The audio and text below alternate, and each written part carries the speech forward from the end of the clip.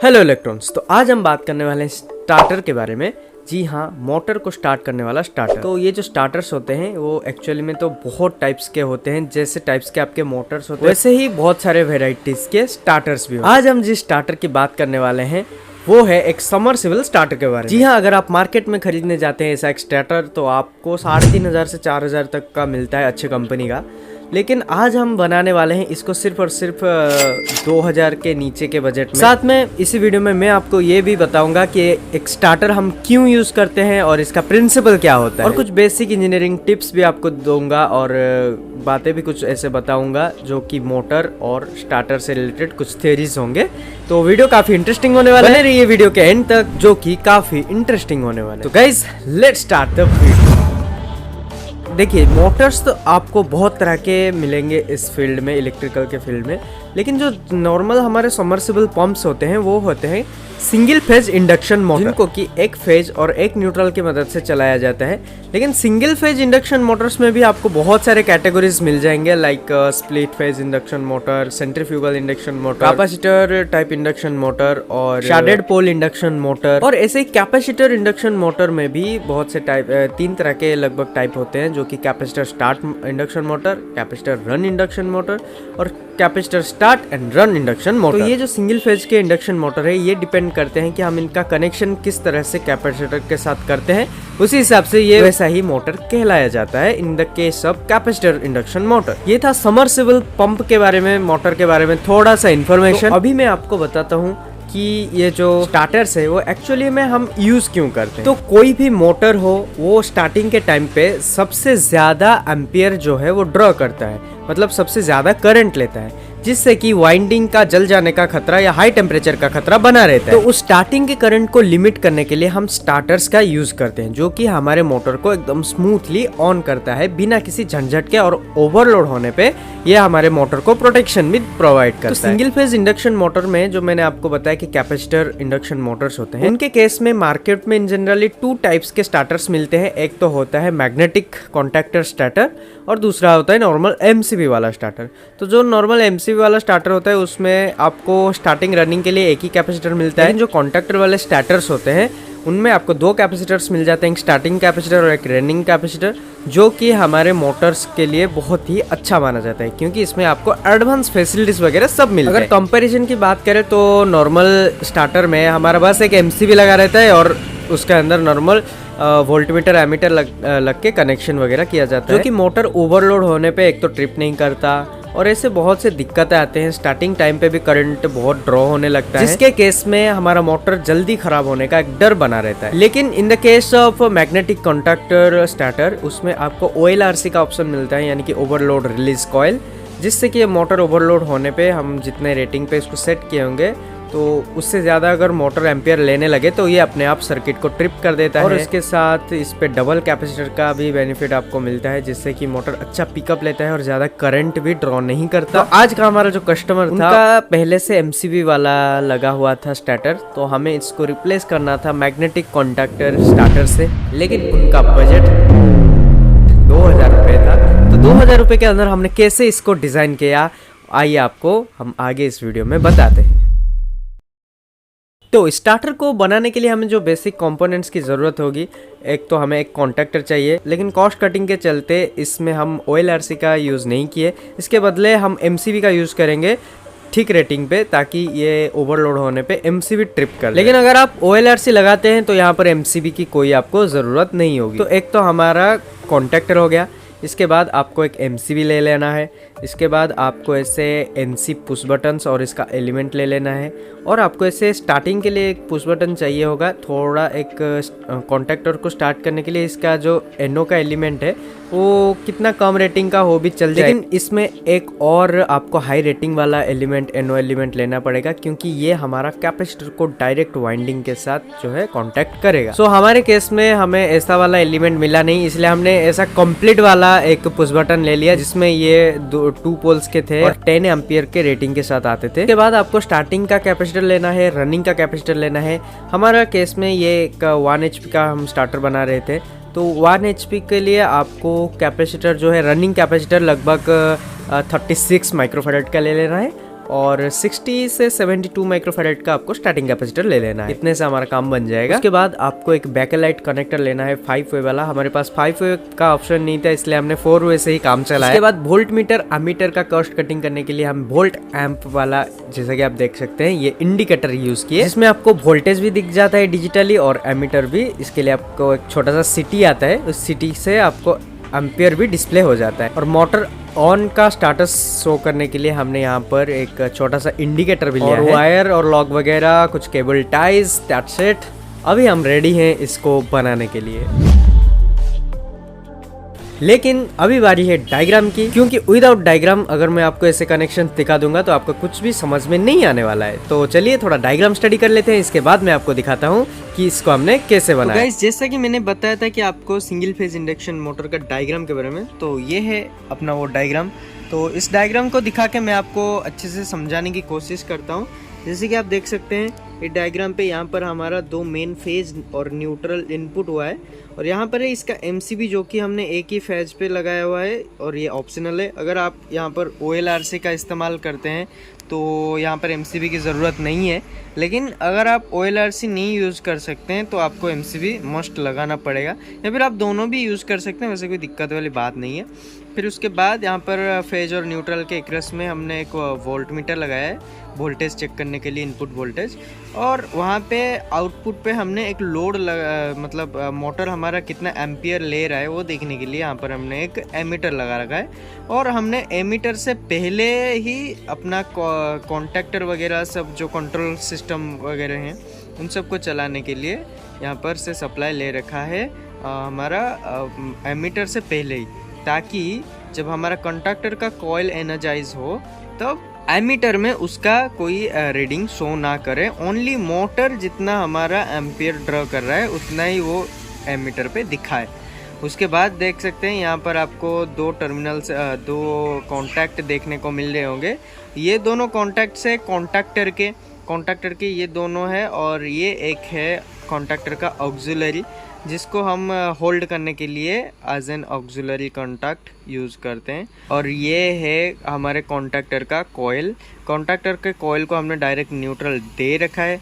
Phase को हमने यहाँ पर ऑक्सिलरी कॉन्टैक्ट के थ्रू लेके, यहाँ पर हमने NC पुश बटन के थ्रू लेके, जो कि हमारा स्टार्टर को ऑफ करेगा, रेड वाला बटन जो होता है, तो उसके थ्रू लेके हम OLRC का जो NC का टर्मिनल रहते हैं उसके थ्रू लेके हमने डायरेक्ट यहाँ पर लगा रखा है कॉन्टैक्टर के दूसरे टर्मिनल के साथ। और यहाँ पर मोस्ट इम्पोर्टेंट, हम सिंगल फेज यूज़ कर रहे हैं तो कॉन्टैक्टर का रेटिंग भी 240 वोल्ट वाला होना चाहिए। उसके बाद हमने यहाँ पर देख सकते हैं ऑन करने के लिए एक डबल पोल वाला स्विच ले रखा है, जैसे कि मैंने आपको दिखाया था।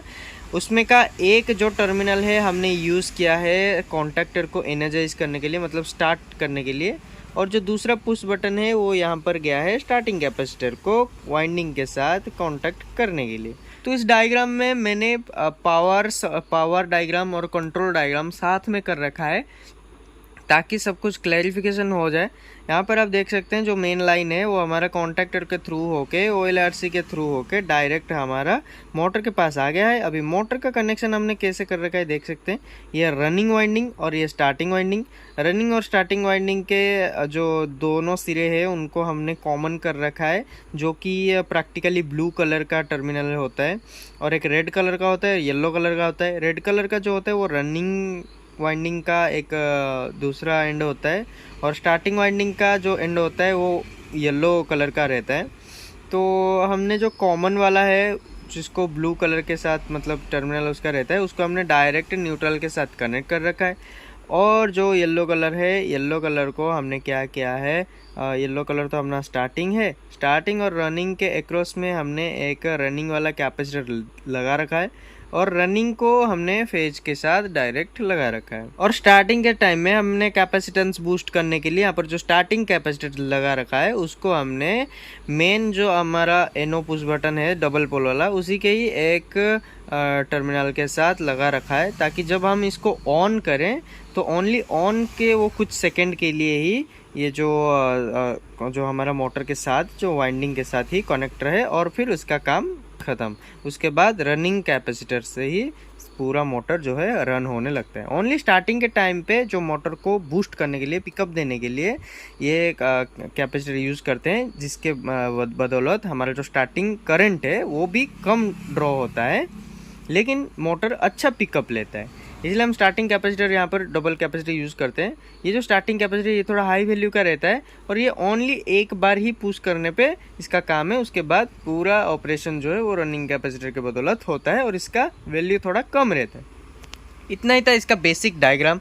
अगर आपको इसका 3D एनिमेशन वगैरह भी देखने हैं तो यूट्यूब पे ऑलरेडी बहुत सारे अच्छे वीडियोस हैं जिसमें वो लोग 3D या 2D एनिमेशन पे आपको दिखाते हैं। एक दो के वीडियोस के लिंक मैं अपने डिस्क्रिप्शन पर भी डाल दूंगा। बाकी ये था इसका थ्योरी, जिसमें मैंने कंट्रोल डायग्राम और पावर डायग्राम दोनों ही आपको साथ में समझा दिया। सबसे ज़रूरी बात जो मैंने बताना भूल गया, हमने अपने वाले स्टार्टर में OLRC का यूज़ ना करके ओनली एक MCB का ही यूज़ किया है, ताकि हमको कॉस्ट कटिंग करना था यार। तो क्या किया ना, अभी अगर आप OLRC को हटाते हैं तो सिंपली यहाँ पर कनेक्शन में ज़्यादा कुछ मॉडिफिकेशन की ज़रूरत है नहीं।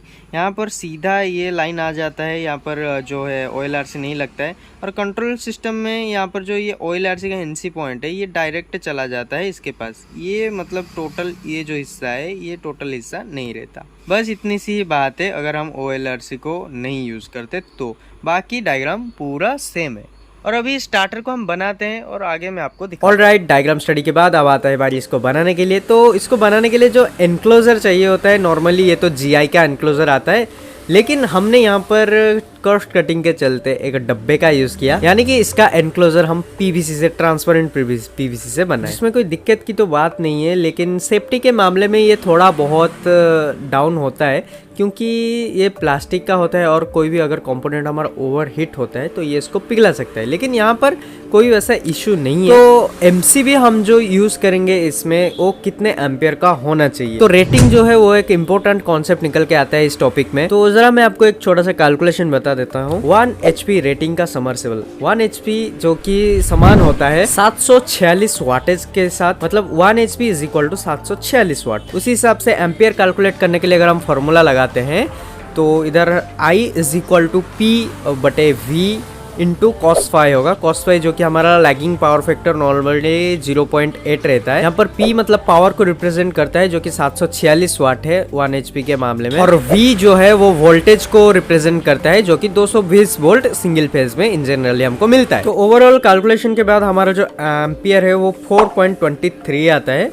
तो मोटर जब हमारा चलेगा रनिंग कंडीशन में 4.23 एम्पियर इसको लेना पड़ेगा और ये कंज्यूम भी करेगा। लेकिन स्टार्टिंग के टाइम में ये 20% एक्स्ट्रा लगेगा, यानी कि 7 एम्पियर तक तो चला जाएगा, 6-7 एम्पियर तक तो चला जाएगा। इसलिए हमने यहाँ पर MCB जो है वो 10 एम्पियर का ले रखा है और जो कॉन्टैक्टर है, कॉन्टैक्टर हमने 9 एम्पियर का ले रखा है। That's it. अभी हम इसको बनाने चलते हैं।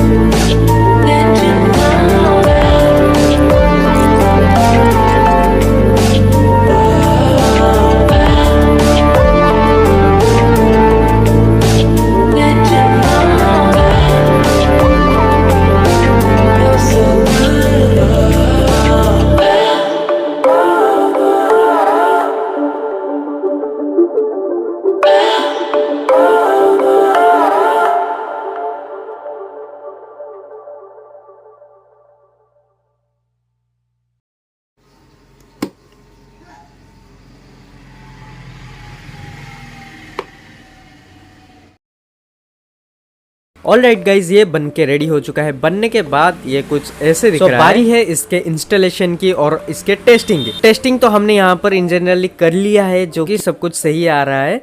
अभी इसके साथ हम समरसेबल इंस्टॉल करेंगे साइड पे जाके और आपको दिखाएंगे कि इसका थ्रॉटल वगैरह क्या कैसा आता है।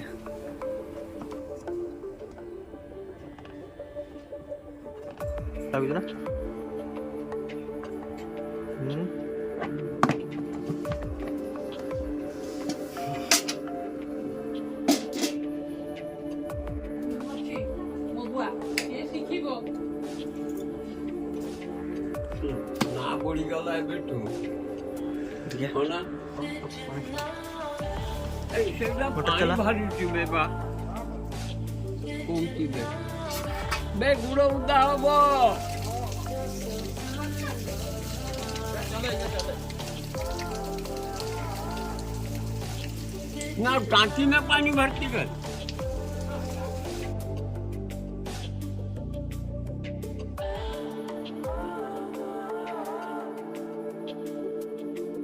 ऑलराइट गाइज, इसको इंस्टॉल करने के बाद जैसा कि आप देख सकते हैं कि ये परफेक्टली वर्क कर रहा है। बस एम्पियर थोड़ा ज़्यादा इसलिए ले रहा है क्योंकि ये जो मोटर है ये बीच में जल गया था, तो इसको जो रीवाइंडिंग हुआ है इसका डाटा परफेक्टली पुट नहीं हुआ है, इसलिए थोड़ा ज़्यादा एम्पियर ले रहा है, जो कि हमारे लिए कोई दिक्कत की बात नहीं है क्योंकि हमने यहाँ पर सबका रेटिंग थोड़ा 20% एक्स्ट्रा सेफ्टी फैक्टर के चलते ले। ऑलराइट गाइज, इसको इंस्टॉल करने के बाद कस्टमर का फीडबैक भी काफ़ी अच्छा था, वो भी बहुत खुश हुए क्योंकि हमने इसको DIY हैंडमेड तरीके से बहुत ही कम बजट के साथ बना के उनको इंस्टॉल करके दिया था। बाकी कंपोनेंट्स का प्राइस वगैरह क्या है लोकल मार्केट में और ऑनलाइन मार्केट में, ये सब का इन्फॉर्मेशन आपको डिस्क्रिप्शन पे मिल जाएगा, या फिर अगर कुछ आपको क्वेश्चन है और भी कुछ जानना है तो आप मुझे इंस्टाग्राम पे डायरेक्ट मैसेज कर सकते हैं। Always active there to help you. So guys, that's it for today's video. हम जल्दी ही मिलेंगे एक और वीडियो के साथ, तब के लिए ऑल द वेरी बेस्ट।